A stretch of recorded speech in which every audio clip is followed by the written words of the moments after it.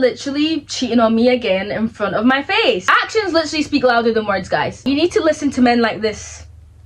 Listen to men with your ears flipping closed, and then you can actually hear them very clearly. Hey guys, it's Nisi. Welcome back to my channel. So today I was thinking, one thing that my friends always say is, Nisi, your life's like a movie. Nisi, your life's like a TV show. Nisi, your life's not real. So I thought, why not give you guys a little episode of my life? Okay, so for those of you that don't know, I was living in Paris last year. Just to set the scene, 20 years old, single, living in the city of love. I said, hey, let me see what the Frenchmen are saying. So this episode starts with, let's call him Dave, right? We're seeing each other and he's invited me out with his friends, and I'm excited because I've not met my black people yet at this point in time, and I'm like, perfect. Where he said we're going to an Afrobeats club, there's going to be prees before, but then closer to the time I started panicking, started getting anxious, started getting nervous because I realized I'm about to meet, first of all, some new people. Second of all, they're all going to be speaking French. I can't even speak French. I know we wear wish. How's that supposed to get me by the whole night? So I'm panicking. I said, can we pre together? As in, not like pre instead of the prees. I said, can we pre for the pre? I wanted to pre for the pre because I needed to be ready for the prees, right? Have you ever preed for prees, guys? I don't know if anyone else has preed for prees. Fast forward to the day, me and Dave have our prees, then we're on our way to the real prees. And you know, if you've been to Paris, you know the PDA be PDA. So we're just following normal Paris protocol, right? We're just being your typical Parisian couple, you know, just on the train, whatever. It's like we're in Paris, guys. It's allowed. We're in Paris. I'm in Paris, okay? So just being your typical Parisian couple, then we're getting one of his friends at this like station that we're getting off at, right? Let's call her Kyra.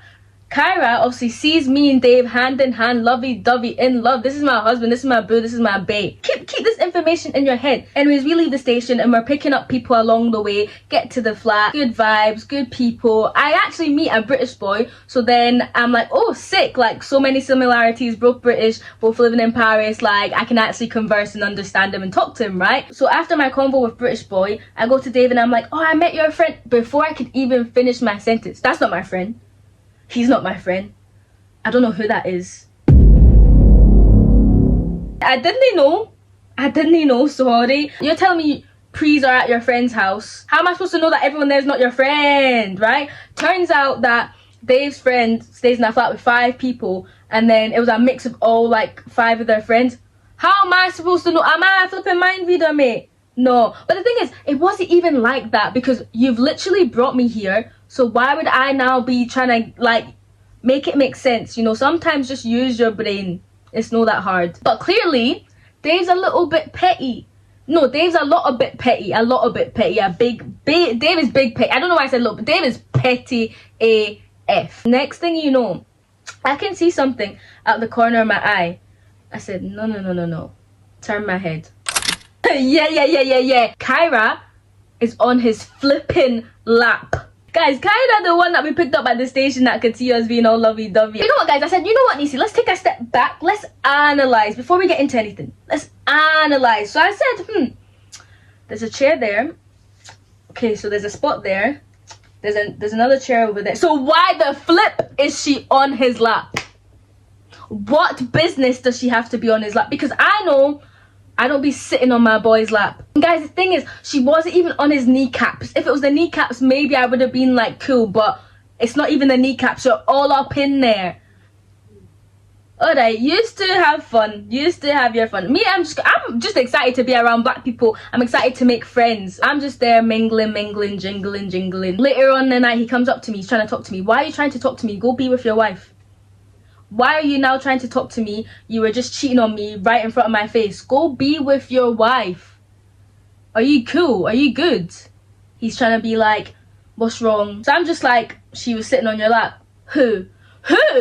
What? Did you have other people on your lap? He probably did. I just didn't know. Who? I said, Kyra. He's burst out laughing as if it was fun. Did I make a joke? What is funny? Oh, she's just my friend. She's just my friend.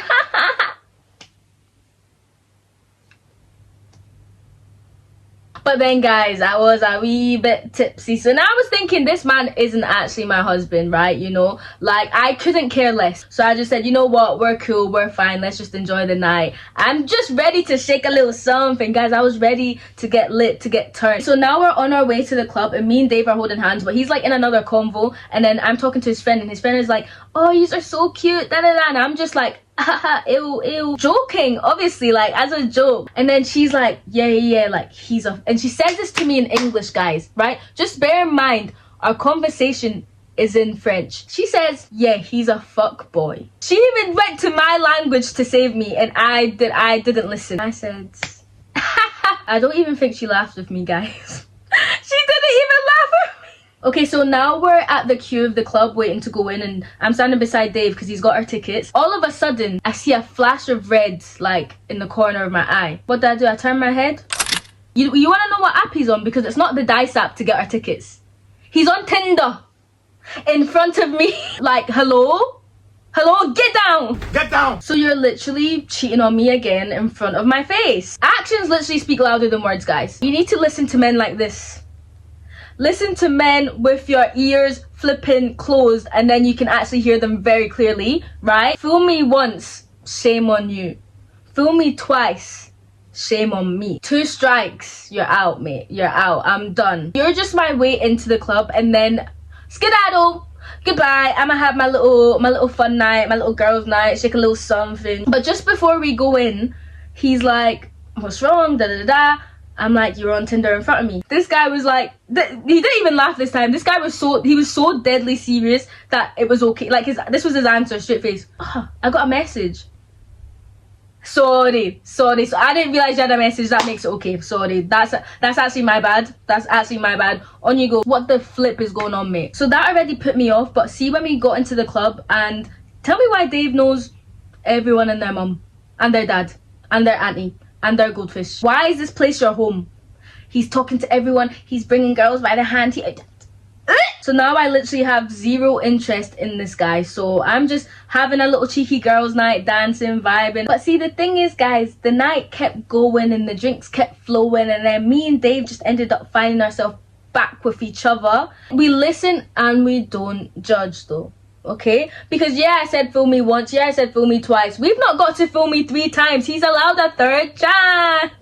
3 strikes, then you're out. We know the rules. You get 3 strikes, then you're out. Why cut it short? So the night's going sick. Then people are like, oh, we're going outside for air, we're going to get a drink, we're going to the toilet. And then me, I just want to stay on the dance floor. Guys, you know, even when a good song is playing, you said, I can't leave. I just want to be on the dance floor, guys. I just want to rap. So everyone I came to the club with is now gone somewhere else, but like they're coming back. Next thing you know, I've got a guy's arms around me trying to dance from behind me. First of all, how are you behind me? You're trying to dance with me. I'm not even seeing your face. Crazy. But then his arms are around me. He's behind me. I'm obviously like, I'm with Dave because one of us is respectful. One of us isn't a cheat. I'm loyal. I'm a loyal babe. I'm respectful, okay? In case anyone's wondering. So I grab his arms. I'm taking them off of me. His watch gets caught to my wig. And when his arms go all the way back, what goes all the way back? Yeah, my wig goes all the way back onto the floor. My wig has fell onto the floor in the middle of the club. And you know what I was just thinking? This is how the universe repays me for being a nice, loyal woman. Next time I'm cheating. Guys, cheat. You don't get rewarded for being a nice person. Your wig ends up on the floor. I mean, what can I do? I look at my wig, I grab it, I try to put it on. I'm trying to do flipping Rubik's Cube, trying to twirl it around, trying to figure out which way it's going on, so I can't figure it out. I'm running through the club. What I hear? Nisi. It's Dave. With my wig flipping mishmash mosh. Dave is like, what's wrong? I'm like, wait. I'm going down these stairs because that's where the toilets are, right? I'm going down the stairs. Dave's now chasing me down the stairs. Get to the toilets. The toilets are unisex. So now I'm not even away from him. He's now in my space. I run into a cubicle, fix up my wigs, and then I come out. He's like, what's wrong? And now I'm just like, I've got alopecia and my wigs just fell off and this and that, and blah, blah, blah, and nah. I'm in shock. You know what this man says to me? That's okay, let's go dance. Dave, so you're not actually very emotionally aware. Like, you should work on that, right? But to be fair, eventually he was like, okay, do you want to go like sit down and we'll sit? So we were just sitting and I'm like crying, not like sobbing, but like tears are going down my face because I'm just in shock. I'm like, why the flip has this happened to me? And then he's like, do you want to go home? Like, we can go home if you want to go home. And I'm just like, no, like, all your friends are here, you're having a good, and all his friends are here, he's having a good time. And I hate to be a Debbie Downer. I hate to be the party pooper. No, you're not going home, you're not going home. I was just like, let me have a little 10 minutes and I'll be right back up. Because I was having so much fun, guys. I was having so much fun. 10 minutes go by, nah, no feeling it. So I messaged this other guy I was seeing. Guys, did you think I was just seeing Dave? Don't put all your eggs in one basket. He even showed me that night. But this other guy, like, he knew about my alopecia. He seen me about my wig, so I just felt comfy with him. I just messaged him. My wig just fell off in the club, and he was like, oh my days, are you alright? How are you feeling? Do you want me to come pick you up? Da-da-da-da-dee. So time passes, and I just decide to leave because I don't want to. I'm not feeling it, and I don't want my, like, not feeling it to be everyone else feeling that I'm not feeling it, then everyone else is not feeling it, right? I don't want to ruin the mood. That I could have just said I don't want to ruin the mood. Anyway, I didn't want to ruin the mood, so I decided to leave. And then I get to, let's call him Matt, right? Get to Matt's house, the guy I was messaging. Guys, this man cooked for me at flipping 2 a.m. in the morning. Just because he knew that I was upset and food would make me better. And he remembered my favourite chocolate and got it from the vending machine at his flat, because obviously no shops are open. If he wanted to, he would. Like, round of applause for Matt, please. And the thing is, me and Matt are actually still friends, so he's actually just such a cool, nice guy. Shout out Matt. Anyways, time passes. Dave's now phoning me at 5 a.m. like, did you get home okay? Where are you? Like, can I come through? You think you're gonna be coming through when I know you've been probably doing Tour de France in that club? No. Anyways, and I told him, I've got nothing to hide. I told him I was at Matt's. See, from when I told him I was at Matt's, it all went left. But that's another episode, another couple episodes. So yeah, that's where we'll end this story time. Let me know if you want another one. I hope you enjoyed, because if you do want another one, I've got a lot more in the bag. Also, don't forget to like and subscribe and comment, guys, because you guys have been liking, you guys have been subscribing, which I'm so appreciative of. But guys, where the comments at? Like, I genuinely want to know what you guys think, so leave a little comment, leave a cheeky comment. I'll see you guys in the next video. Bye.